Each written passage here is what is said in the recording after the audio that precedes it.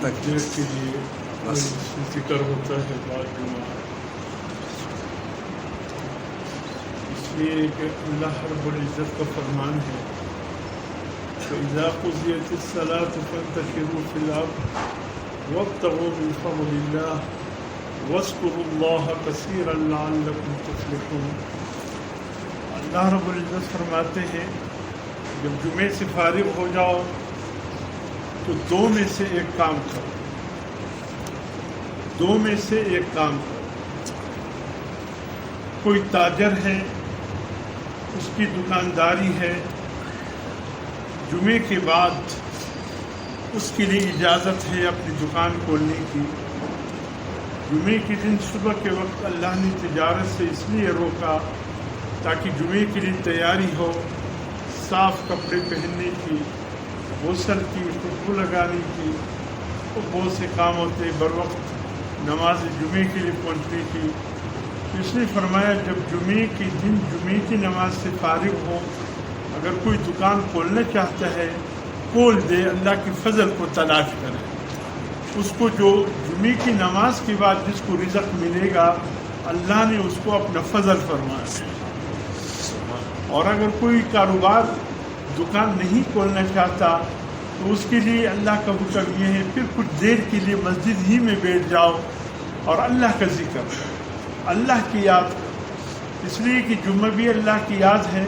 اور جب جمعے سے فارغ ہو تو اللہ کا جو ذکر ہوگا، کچھ دیر اللہ کی باتیں ہوں گی، وہ بھی اللہ کا ایک زبردست ذکر ہے۔ تو پھر جمعے کی نماز سے فراغت کے بعد کچھ دیر بیٹھ کر اللہ کے حمد و ثنا بڑائی بیان۔ تو اس لیے جو حضرات فارغ ہوتے ہیں ان کو کچھ دیر کے لیے قرآنی حکم کے ساتھ بٹایا جاتا ہے کہ آؤ دیکھیں اللہ رب العزت کی بڑائی کس طرح ہوتی ہے، اللہ کے حمد و ثنا کے الفاظ کیا ہے، اللہ کے ذکر کا طریقہ کیا ہے۔ دیکھیں میرے محترم دوستو، ذکر دو قسم کا ہوتا ہے۔ ایک ذکر وہ ہے جو استاذ کی معیت میں سیکھا جائے، استاذ کے کہنے کے مطابق ہم کریں۔ ایک ذکر وہ ہے جو دل میں آئے کرتے رہو، دیوار پر لکھا ہوا نظر آئے اس کو کرتے رہو، یا کوئی کتاب ملی اس میں لکھا ہوا نظر آئے کرتے رہو۔ یہ ایسا ہے جیسے ڈرائیوری سیکھنا۔ ڈرائیوری سیکھنے کے بھی دو طریقے ہیں۔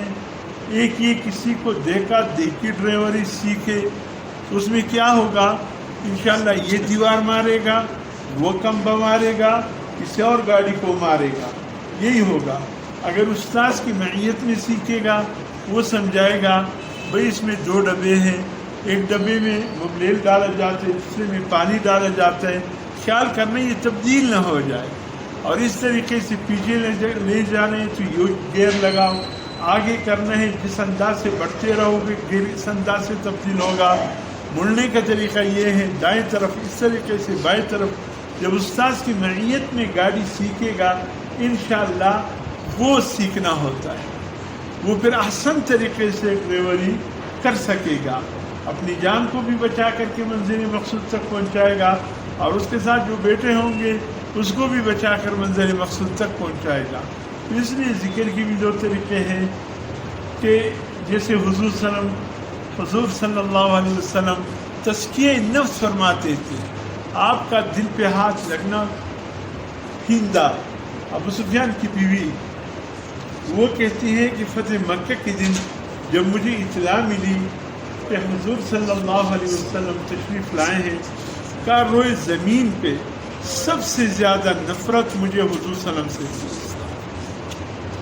اور جب حضور صلی اللہ علیہ وسلم آئے اور میرے شوہر ابو سفیان سے ملے، پورے گھر پہ نظر ڈال دی، میں بھی قریب آ گئی اور کچھ رحمت کی نظر تھی، آنکھیں جب اٹھائے واللہ حضور صلی اللہ علیہ وسلم سے محبوب کوئی اور نظر نہ آئے۔